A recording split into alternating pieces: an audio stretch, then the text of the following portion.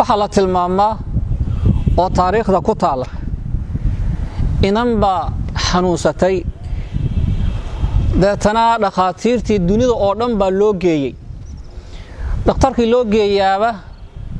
waxay ku tiraahdaa daa'i minhu dawaa'i aniga dawadaydu waxay ku jirtaa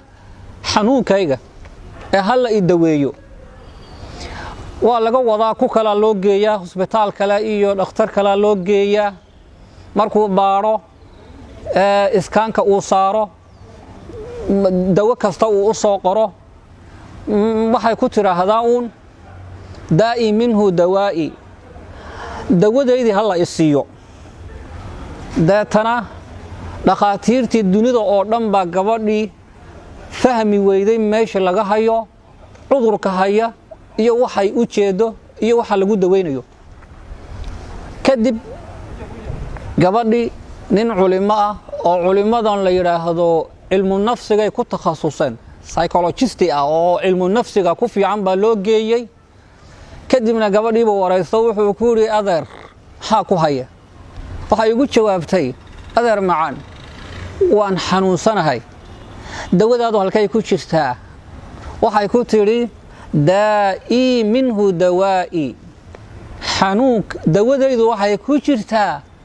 xanuunkayga sheekhi wuu fahmay nin culimo ah oo diinta islaamkana aqoon durugsan u leh cilmigan caafimaadka cilmu nafsiga ana aad u yaqaan u ahaayo wuxuu yiri gabadhu intaasoo sano iyo intaasoo jeer bay idiin sheegtay danta caafimaadkeeda iyo dawadeeda maxaad ugu diideen aabihii iyo hooyadii way yaabeenoo oo sheekhu muxuu yahay inantani dalabkeeda ama dawadeedu muxuu ku jiraa inantu guur bay rabtaa u guuriya inantii waa loo guuriyey markii guriga loo geeyey ee lamaanaheedii ay la kulantay wahabkii ka duulay waxay la mid noqotay neef geelo dabranaayo dabarkii laga furay oo kale fag way bogsatay taasi waxay marqaati u tahay baahidan hoose ilaahay addoomihiisa ku nimcaystay inay jirto qofka marka ay qabato ama ay ka badatana ay maanka iyo maskaxda iyo ay ka qaado ama uu la xanuunsadaba ama uu la waashaba dawadeeduna ay tahay guurkaasi xalaasha ah kii ku kaaftoomi waayana meel baas iyo dembi ayuu kula dhacaya waxa kaloo baahidan nimcada ah ee jinsiga ah ee hoose ee farjigu ilaahay addoomihiisa ku manaystay ee ku abuuran in badanna maanta ay dayaceen amaba ay iska dhigatirayaan ama in badan oo kamida si aan ilaahayba raalli ka ahayn ay ku gudanayaan waxa tusaale u ah ama markhaati u ah waxa weeye sheekh Soomaaliyeed baa wuxuu arkay waa qiso cajiib oo dhacday weeye oo taariikhda Soomaalida ay ku jirtaaba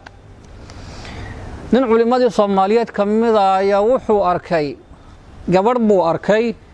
gabadhaasi waa gabdhahan suuqa iska galay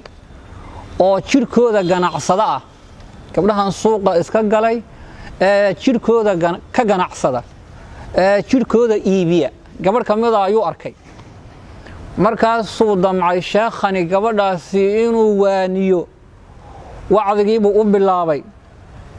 bahashan sinada ah dhibaatooyinka ay leedahay adduun iyo aakhiraba inuu uga sheekaynayo ayuu u bilaabay ay dhis baa laga qaadayaa cudur baa laga qaadayaa dhiig la'aan baa laga qaadayaa aakhira beer bay leedahay ka joog ma wanaagsana ka joog ma fiicna ka joog difaaca ka yaraanaya ka joog ilaahay baa kuugu caroonaya ka joog ay dhis bay leedahay ka joog jabtay leedahay ka joog kaadi furan bay leedahay ka joog dhabar furan bay leedahay ka joog fool xumay leedahay ka joog carcalay leedahay ka joog waa lagu nacayaa ka joog gabadhii way ka dhageysanaysaa haye sheekhow say u dhageysanaysay haye ay u lahayd sheekhina uu moodayo gabadhani wacdiga inuu ku socdaba waxay tiri sheekhow waa la isugayaa ii dhaqso sheekhow waa la isugayaaye ii dhaqso bay ku tiri markaasuu sheekhi intuu yaabay wuxuu yidhi waana dhalan baa ka adag qofay meeli u caddahay meeli ka madow gabadhaasi wacdigan loo sheegayo waanadan loo sheegayo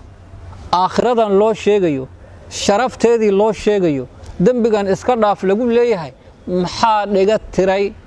maxay u qaadan la'dahay maxay uga madowdahay maxay u leedahay sheekhow waa la ii taagan yahay ii dhaqso waxaa weeye baahi baa jirta oo qof kastoo bani aadmiga ilaahay uu kaga abuuray farjiga oo jinsi ah oo baahidaasi in la daboolo